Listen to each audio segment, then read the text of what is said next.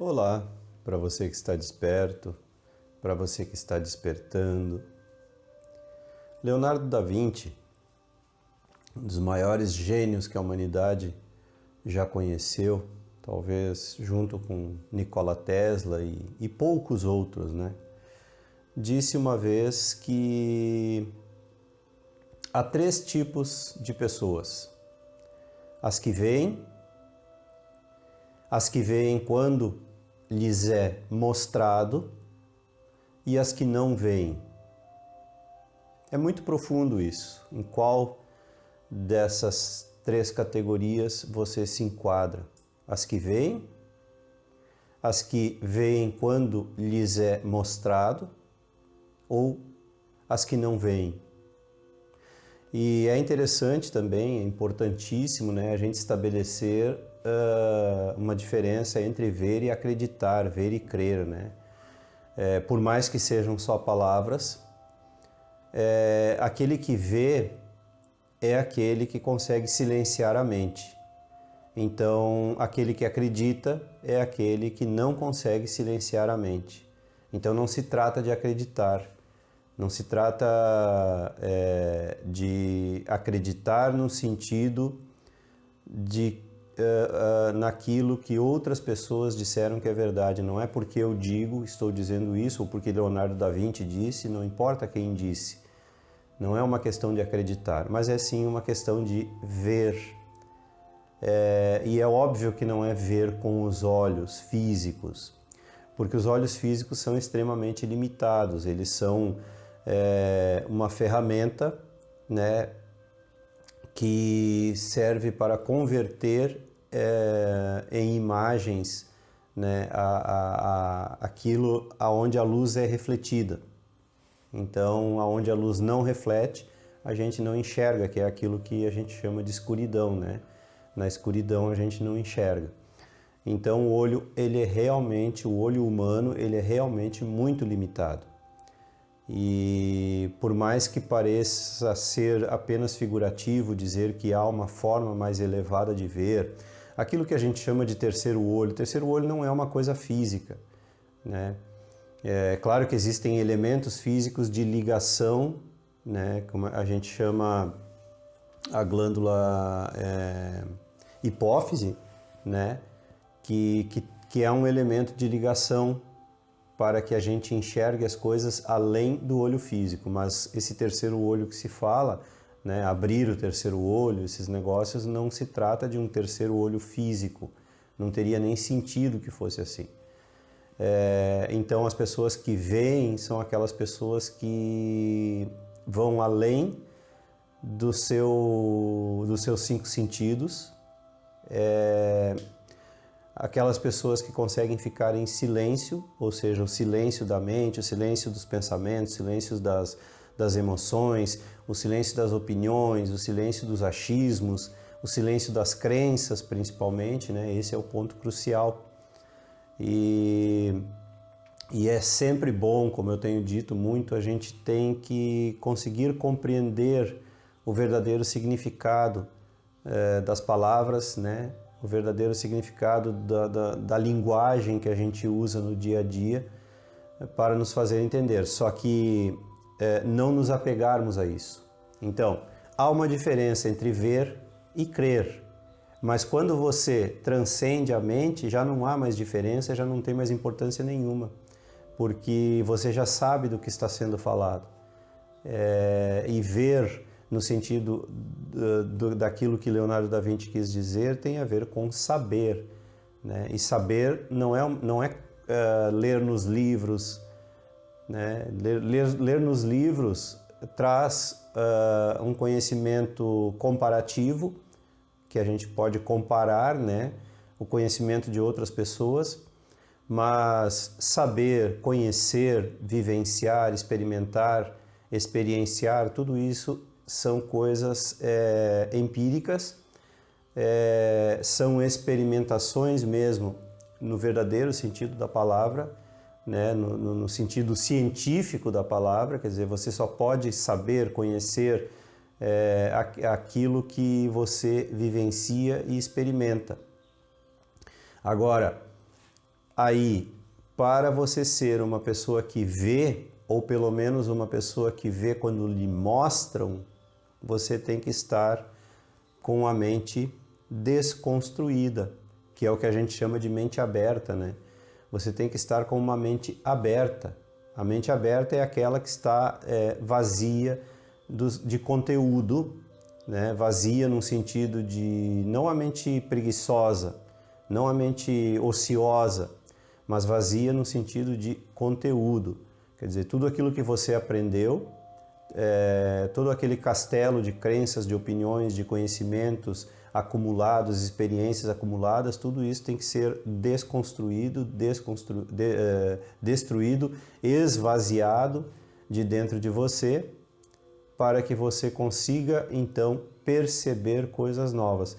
E é por isso que a maioria das pessoas está na terceira categoria, naquelas que não veem, simplesmente não veem, porque elas estão tão carregadas de achismos, de crenças, sobre coisas que elas não fazem a mínima ideia. E é interessante como a gente acompanha nas redes sociais, mesmo pessoas que se dizem extremamente espirituais e tal, basta uma fagulha de algo que aconteça na mídia e já está cheio de opiniões. Outro dia aconteceu um lance interessante, foi um aprendizado para mim muito interessante, naquele meu jeito de ser, né, de observar as coisas e tal. Eu fiz uma postagem de Ramana Maharshi, muito interessante, onde ele fala uma coisa muito importante sobre o pensar, sobre o pensamento, sobre a mente, né? Aquilo que eu tenho falado todos os dias. E na hora que eu fiz a postagem, eu nem me dei conta, ele estava numa posição de meditação em cima de uma pele de leopardo. Aí a gente pode conjecturar de onde veio aquela pele, né? Foi ele mesmo que matou o leopardo, ele comprou aquela pele. Eu não vi a pele, eu só vi o mestre dando um ensinamento importantíssimo, simples, sobre a paz interior, né? Eram 3 frases pontuais, 3 frases que quando caem numa mente aberta são fantásticas, é uma compreensão fantástica. E eu fiz o post e compartilhei. Num determinado grupo, compartilhei em vários grupos. Num determinado grupo, depois eu vi que tinha muitos comentários, muito mesmo, e não costuma acontecer, e eu fui ver do que se tratava. Numa rápida olhada, eu percebi que o debate não era em torno do ensinamento, o debate era em torno da tal pele de leopardo que ele estava sentado em cima. Então tinha de tudo que você imagina, de comentários negativos, eu não quero nem reproduzir aqui porque não tem sentido, mas o que eu digo, então é isso. As pessoas colocaram as suas opiniões sobre a pele que elas estavam vendo ali, que elas não fazem a mínima ideia de onde surgiu, por quê, nem como, né? Nem onde, nem como, nem porquê, não fazem, eu não faço a mínima ideia de como aquela pele foi parar ali. Mas eu julgo, eu opino, eu acho, eu acredito dentro de mim de determinada forma, e eu esqueço o ponto principal, que é o ensinamento. Eram muitos comentários ali e vou dizer para vocês assim, tinha de todos aqueles comentários, 50 comentários que tinha lá, meia dúzia eram sobre realmente aquilo que ele falou. Nem sei se chega a meia dúzia. Eu até nem me aprofundei, porque não entro em debates desse tipo, cada um tem o direito de seguir a linha de raciocínio que quiser. Mas é o ensinamento de Leonardo da Vinci. Aqueles que não veem, o ensinamento passou batido. As pessoas não viram aquilo que realmente importava. Então não ver, figurativamente falando, é quando a gente vira para o outro lado. por causa até mesmo de uma doutrinação que tem acontecido, né, há muitos anos, a gente é treinado sistematicamente para olhar para um lado só, figurativamente falando, né? É uma questão emocional, é uma questão psicológica, é uma questão de pensamentos também. Os nossos pensamentos são condicionados, as nossas emoções são condicionadas, portanto, os nossos sentimentos são condicionados. E a gente costuma, ora, como que a gente vai enxergar o todo se a gente olha sempre para um mesmo ponto? Então, eu espero ter me fazido claro quando eu citei esse exemplo, né? Espero ter sido claro quando citei esse exemplo ali do mestre Nisargadatta Maharaj sentado em cima, né, meditando em cima de uma pele de animal. Não nos compete julgar, porque o julgamento é isso que até hoje as pessoas têm dificuldade de entender, porque quando ouvem os ensinamentos, como nós, por exemplo, que, né, somos ocidentais e temos uma influência enorme sobre os ensinamentos de Jesus, quando ele diz não julgueis para não ser julgados, não é uma sentença, não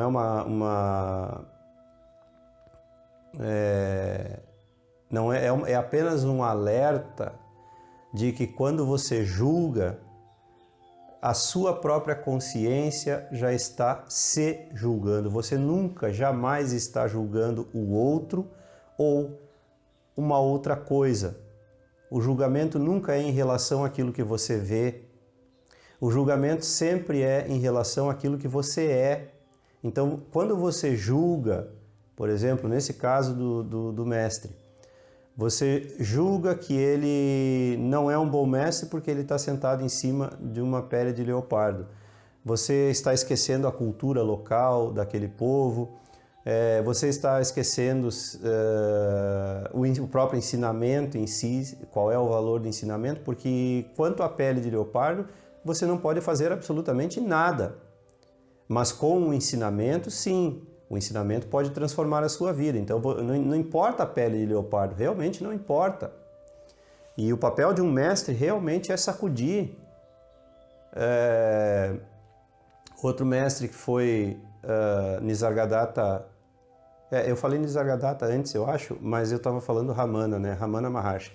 E outro mestre é Nisargadatta Maharaj, que era esse que eu queria falar também. Certa vez ele foi perguntado, né, por que ele de vez em quando era visto fumando, né? E ele respondeu que o corpo dele às vezes pedia, né, por esse tipo pelo fumo, mas é óbvio que não é um cigarro desses comerciais, né? É algo que eles fumam lá na Índia. E como aqui, né, no passado também os nossos caciques e xamãs das tribos costumavam fumar algumas coisas também.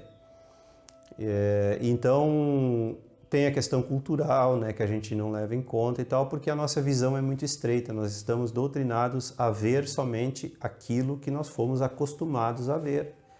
Então a maioria das pessoas não vê. Não importa o que o mestre Nisargadatta Maharaj fuma, realmente não importa. O que importa são os seus ensinamentos. E quando fuma, por favor, esqueça o conceito que você tem de fumar, o conceito ocidental daquele cara que compra uma carteira de cigarro sei lá, no bar, não sei nem onde é que se vende cigarro hoje em dia, mas assim, não é isso que eu estou falando. Mais uma vez, eu repito, fuma no sentido igual ao que faziam os xamãs, igual ao que faziam os caciques entre os índios da América. Então, é disso que eu estou falando. E tem a questão do Osho também, que é o mais polêmico de todos. Então, frequentemente alguém me pergunta, né, se o fato de Osho fazer isso ou aquilo não desmereceria suas mensagens. O mensageiro não importa nem um pouco, porque a própria mensagem, se não tiver valor, ela cai por si só, ela dura um tempo, mas ela cai por si só.